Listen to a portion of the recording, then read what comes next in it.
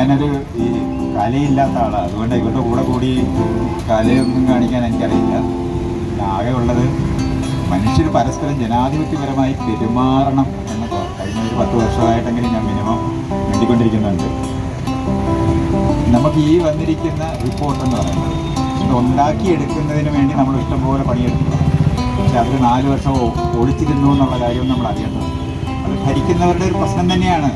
പക്ഷെ ജനാധിപത്യത്തിനകത്ത് ഭരണത്തിനല്ല നമ്മൾ ആളുകളെ വിടുന്നത്, നമുക്ക് സേവനത്തിനാണ്, ക്രമീകരണത്തിനാണ്.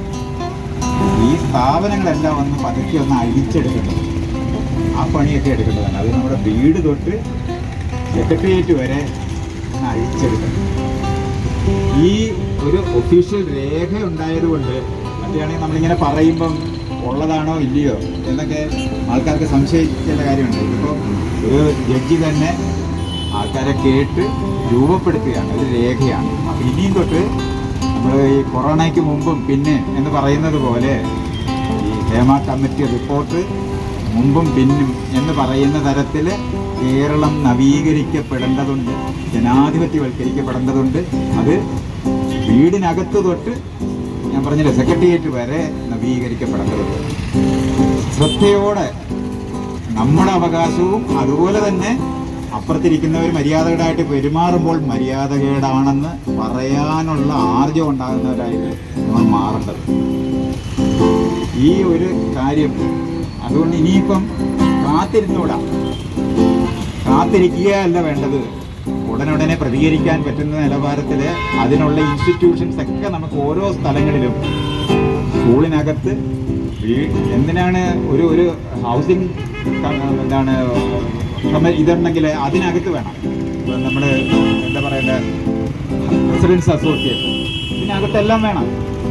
ഇത്തരത്തിലുള്ള പരാതി ഞാനൊരു കാര്യം പറയാം. ബ്രിട്ടീഷുകാർ കൊണ്ടുവന്നാണ് ഇവിടുത്തെ ബസ്സുകളെല്ലാം. അതിനകത്ത് എഴുതി വെച്ചിട്ടുണ്ട് പരാതിപ്പെട്ടിന്ന്. ഇതുവരെ ഒരു മലയാളി എഴുതിയിട്ടില്ല. ഒരു പരാതി എഴുതാത്ത മലയാളിയാണ് ഉള്ളതെന്നാണ് ഞാൻ ഈ പറഞ്ഞിരിക്കുന്നത്.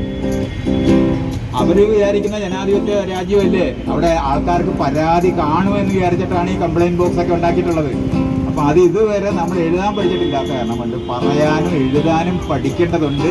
നമുക്ക് ശ്വാസം മുട്ടുന്നതുകൊണ്ട് വിഷമമുണ്ട് എന്ന് പറയേണ്ടിടത്തെല്ലാം പറയണം. വണ്ടി ബസ് സ്റ്റോപ്പിൽ നിർത്തിയില്ലെന്നുണ്ടെങ്കിൽ വീട്ടിൽ വന്ന് പറയും, വണ്ടി ബസ് സ്റ്റോപ്പിൽ നിർത്തുന്നില്ല. എവിടെയാണോ പറയേണ്ടത് അവിടെ ഒഴിച്ച് എല്ലായിടവും നമ്മൾ പരാതി പറയും. പരാതിപ്പെടാനുള്ള അവകാശമുള്ള ജനതയായി നമ്മൾ മാറേണ്ടതുണ്ടെന്നുള്ളതാണ്. അത് നടത്തിയെടുക്കേണ്ടത് പണിയാണ്. നമ്മൾക്ക് പരാതികൾ നമ്മൾക്ക് പോലീസ് സ്റ്റേഷൻ എന്നും പോലീസ് സ്റ്റേഷൻ ആകാതാകേണ്ടതുണ്ട്. അവിടെയൊക്കെ പൗരന്മാരെ അസിസ്റ്റ് ചെയ്യുന്ന ഇടമാക്കി അതിനെ മാറ്റേണ്ടതുണ്ട്.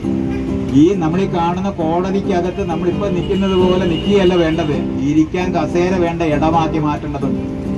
ഇങ്ങനെയാണ് ജനാധിപത്യപരമായ സമൂഹം ഉണ്ടാക്കേണ്ടത്. ജനാധിപത്യം നടക്കത്തില്ലെന്നാണ് നമ്മൾ കണ്ടുപിടിച്ചുകൊണ്ടിരിക്കുന്നത്, തെളിയിച്ചുകൊണ്ടിരിക്കുകയാണ്. ഇതല്ല വേണ്ടത്. അപ്പോൾ ഇവിടുന്ന് ഇപ്പം നമ്മൾ ഇങ്ങനൊരു രേഖ നമുക്ക് കിട്ടിയിട്ടുണ്ട്. അതിൻ്റെ അപ്പുറം ഇപ്പുറം എന്നുള്ള വരുന്ന തലമുറ പരാതിപ്പെടാനും പരാതി നടത്തിക്കൊണ്ട് പോകാനും അത് സാക്ഷാത്കരിക്കുക എന്ന് പറഞ്ഞാൽ ജനാധിപത്യപരമായ സംസ്കാരം ഉണ്ടാക്കിയെടുക്കുക എന്ന് പറയുന്നത്